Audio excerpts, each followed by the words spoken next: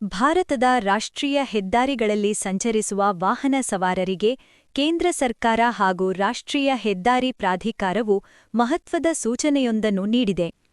ದೇಶದ ಎಲ್ಲಾ ಟೋಲ್ ಪ್ಲಾಜಾಗಳನ್ನು ಸಂಪೂರ್ಣವಾಗಿ ಡಿಜಿಟಲೀಕರಣಗೊಳಿಸುವ ಗುರಿಯೊಂದಿಗೆ ಇದೇ ಏಪ್ರಿಲ್ 10ರಿಂದ ಟೋಲ್ ಬೂತ್ಗಳಲ್ಲಿ ನಗದು ಸ್ವೀಕರಿಸುವುದನ್ನು ಅಧಿಕೃತವಾಗಿ ನಿಲ್ಲಿಸಲಾಗುತ್ತಿದೆ.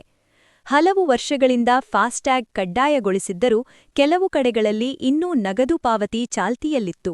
ಆದರೆ ಈಗ ಸಂಚಾರ ದಟ್ಟಣೆಯನ್ನು ಸಂಪೂರ್ಣವಾಗಿ ನಿಯಂತ್ರಿಸುವ ಸಲುವಾಗಿ ಮತ್ತು ಟೋಲ್ ಬೂತ್ಗಳಲ್ಲಿ ಕಾಯುವ ಸಮಯವನ್ನು ಶೂನ್ಯಕ್ಕೆ ಇಳಿಸಲು ಎನ್ಎಚ್ಎಐ ಈ ಕಠಿಣ ನಿರ್ಧಾರ ಕೈಗೊಂಡಿದೆ. ಏಪ್ರಿಲ್ 10ರ ನಂತರ ಯಾವುದೇ ವಾಹನ ಸವಾರರು ಟೋಲ್ನಲ್ಲಿ ನಗದು ನೀಡಿ ರಶೀದಿ ಪಡೆಯಲು ಅವಕಾಶವಿರುವುದಿಲ್ಲ. ಫಾಸ್ಟ್ಯಾಗ್ ಇಲ್ಲದ ಅಥವಾ ಅದರಲ್ಲಿ ಬ್ಯಾಲೆನ್ಸ್ ಇಲ್ಲದ ವಾಹನಗಳಿಗೆ ಯುಪಿಐ ಮೂಲಕ ಪಾವತಿಸುವ ಪರ್ಯಾಯ ಆಯ್ಕೆಯನ್ನು ನೀಡಲಾಗಿದೆ.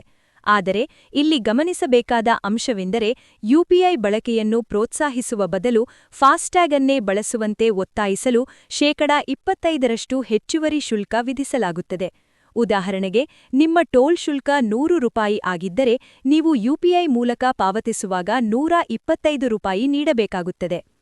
ಟೋಲ್ ಪ್ಲಾಜಾಗಳಲ್ಲಿ ನಗದು ಎಣಿಕೆ ಮಾಡುವುದು ಮತ್ತು ಚಿಲ್ಲರೆ ಹಣದ ಸಮಸ್ಯೆಯಿಂದಾಗಿ ವಿಪರೀತ ಸಂಚಾರ ದಟ್ಟಣೆ ಉಂಟಾಗುತ್ತಿತ್ತು. ಇದನ್ನು ತಪ್ಪಿಸಲು ಮತ್ತು ಇಂಧನ ಉಳಿತಾಯ ಮಾಡಲು ಸಂಪೂರ್ಣ ಡಿಜಿಟಲ್ ಪಾವತಿ ವ್ಯವಸ್ಥೆ ಸಹಕಾರಿಯಾಗಲಿದೆ.